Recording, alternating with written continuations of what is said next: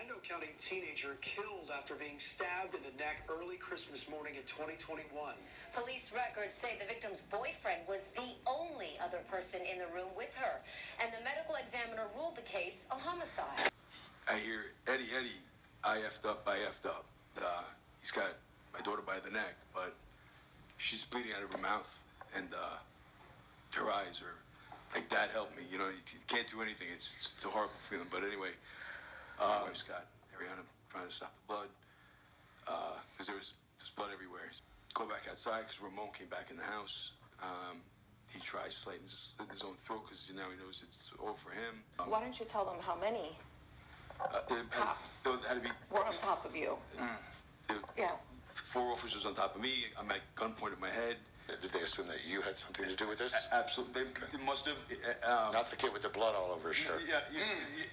You know, it's and the thing is they hear him in the background saying, I screwed up. 911 call. Someone hurt. My daughter's cut. My daughter's neck is cut.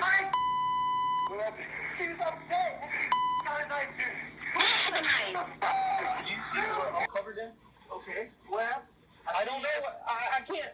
I'm not going to say something because I know the situation is like, so. Listen, we're going to get you out of here.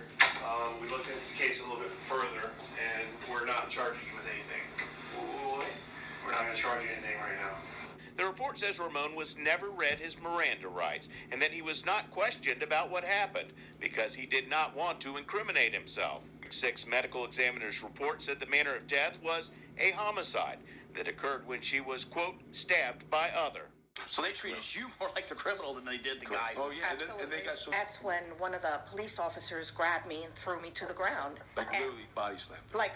Yeah. Which I have pictures of bruises to prove it. I sat in the car for 7.5 hours, kept begging them to let me use the bathroom. And they would not let me. I had to relieve myself in the back of the patrol car. I had no choice. Just open the door and let me just pee. Please. I need to know what's going on with my baby.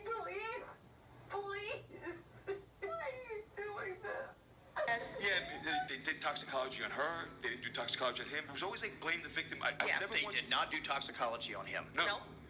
And why? Clearly he's on something in the back of that patrol car. Exactly. Why not? Because that could have been a factor. Absolutely. 100%. In why he did what he did. That's how sloppy their work was.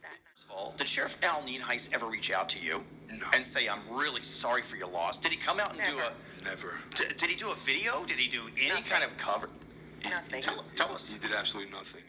When we got the autopsy back, and I mean her death certificate, I'm sorry, we started crying because it said clearly on her death certificate, it says homicide done by other or others, clearly. And we called up Kraft and says, hey, listen, you know, you can go get him. And he's like, for what? I'm like, what do you mean for what? It says homicide. He goes, yeah, but that, you know, there's a lot of things going on here. And that's when he brought up, your daughter's toxicology. You got to see what's going on with that. And see if that comes out clear. And it did, because she doesn't do drugs, she doesn't drink or anything, and that went by too. And they don't want Then they take our phones. the community to see what a bad job they did, basically. We would think that because the person that did stab our daughter admits that he did it. That's why I don't, you know, you can't get any more evidence than that. You know what I mean? Like, he comes out of the horse's mouth, man. He said, I can't believe I did something so gruesome and violent. They don't want to be held responsible. All the officers that were here that night, they all screwed up. People in your community here in Hernando County or across the state or the country about your daughter's case. What should they hear about what's going on, and what can they do for you? I mean, just get her story out there. And like I said, Hernando County has a track record. I think that it needs to get out there because I think the higher ups, whoever they are, because you can't get an answer from that either, need to crack down on these guys because this is out of control. Families are being destroyed because of this, and we're one of them. And to this day, we're still being destroyed. Our daughter's gone. We need justice for our daughter. Ramon needs to pay for his crime. Absolutely. Police officers need to be held accountable. We need everyone to just keep spreading her story. Yeah. We need it to go national. I want to plead out to Sheriff Al Nienhuis. Do something for this family. Don't hide, because they need justice for Ariana. We don't know what exactly happened in that room, but all I know is our daughter's not here, and there's no charges against this kid whatsoever.